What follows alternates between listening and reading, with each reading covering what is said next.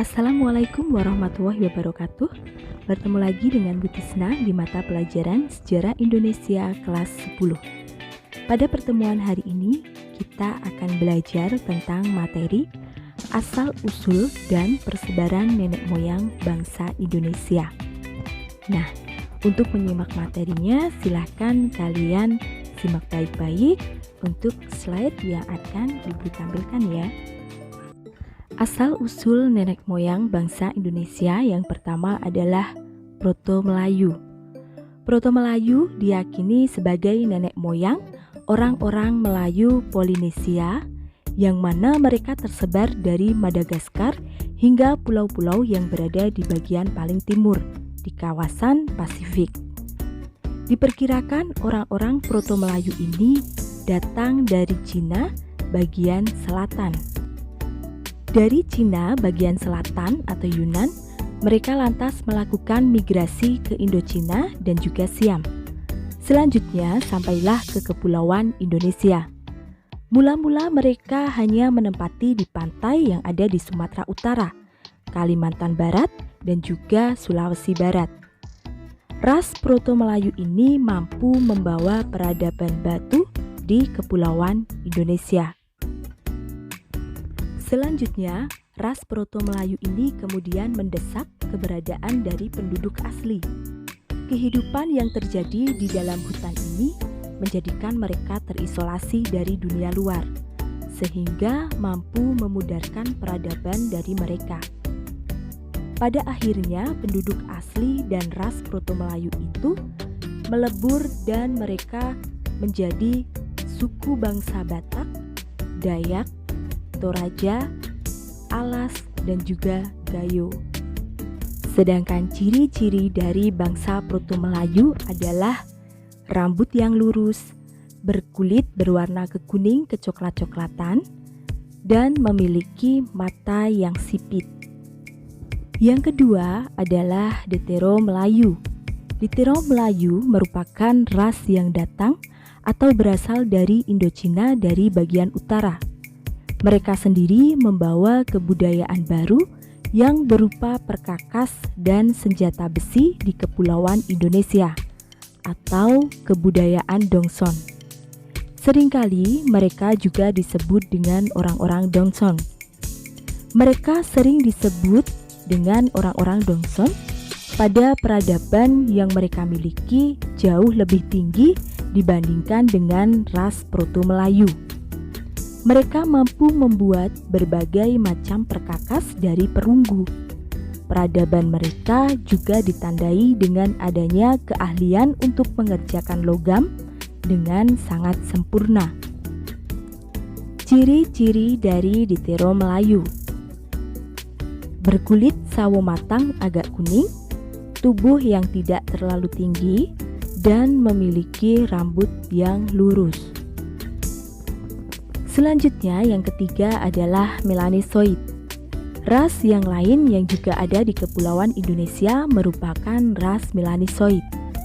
Mereka tersebar di lautan Pasifik di pulau yang mana terletak di sebelah timur Papua dan juga benua Australia. Di Kepulauan Indonesia mereka tinggal di Papua bersama dengan Papua Nugini dan juga Bismarck, Solomon, New Caledonia, dan Fiji. Mereka semua termasuk ke dalam ras atau rumpun Melanosoid. Ciri-ciri Melanosoid adalah berbadan kekar, kulit yang berwarna kehitam-hitaman, rambut keriting, bibir tebal, dan juga hidung yang mancung.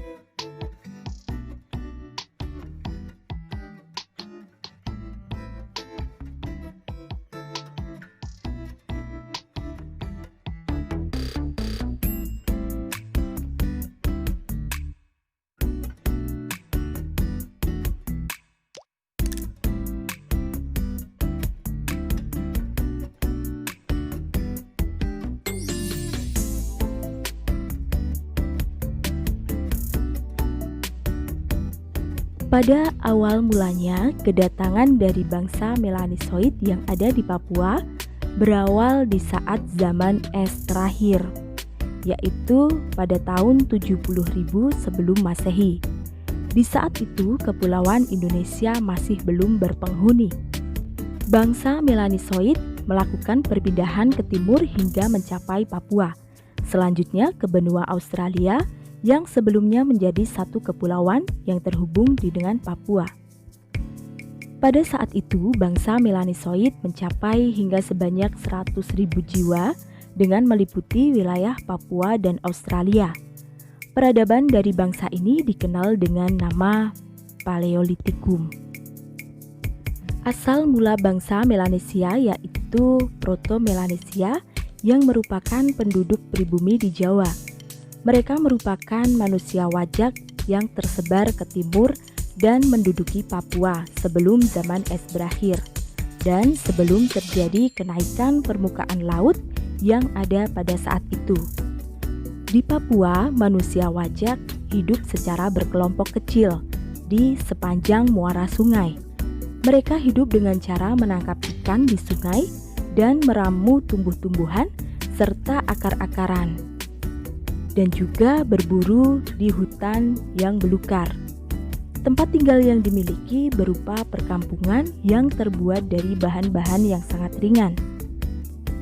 Yang keempat, Negrito dan Wedit. Sebelum kedatangan kelompok Melayu tua dan Melayu muda, negeri kita sudah terlebih dahulu dimasuki oleh orang-orang Negrito dan juga Wedit. Sebutan Negrito diberikan oleh orang Spanyol karena mereka jumpai orang yang memiliki kulit hitam, sangat mirip dengan jenis-jenis orang Negro. Ciri-ciri Negrito memiliki kulit yang gelap, rambut yang keriting, mata yang bundar, berhidung lebar, dan memiliki postur tubuh yang pendek. Sedangkan ciri-ciri Wedit berkulit hitam, postur tubuh yang sedang, dan memiliki rambut yang keriting. Wedit itu sendiri artinya jenis Weda, yakni bangsa yang ada di Pulau Ceylon, Sri Lanka. Persebaran orang-orang Wedit yang ada di Indonesia terbilang cukup luas. Misal, ada yang di Palembang, Jambi, di Siak, di Sulawesi Pojok Tenggara, berada di Toala, Tokea, dan Tomuna. Periode migrasi yang dilakukan langsung selama berabad-abad, yang mana kemungkinan mereka berasal dari satu kelompok ras yang sama dan dengan budaya yang sama juga. Mereka merupakan nenek moyang orang Indonesia yang ada pada saat ini. Sekitar sebanyak 170 bahasa yang digunakan di Kepulauan Indonesia merupakan bahasa Melayu Polinesia. Bahasa inilah yang selanjutnya dikelompokkan menjadi dua oleh Sarasin, yaitu bahasa Aceh dan bahasa di pedalaman Sumatera, Kalimantan, dan juga Sulawesi. Kelompok yang kedua merupakan bahasa Batak, Melayu Standar, Jawa, dan juga Bali. Kelompok bahasa kedua ini memiliki hubungan dengan bahasa Malagi yang ada di Madagaskar dan Tagalog yang ada di Luzon. Persebaran geografis dari kedua bahasa ini menunjukkan jika para penggunanya merupakan para pelaut yang ada di masa dahulu, yang telah memiliki peradaban yang jauh lebih maju. Di samping dari bahasa tersebut juga ada bahasa Halmahera Utara dan Papua yang digunakan di pedalaman Papua dan bagian utara Pulau Halmahera. Baik, cukup sekian materi yang bisa Ibu sampaikan pada hari ini. Sedikit, semoga bermanfaat. Sampai jumpa di pertemuan selanjutnya. Wassalamualaikum warahmatullahi wabarakatuh.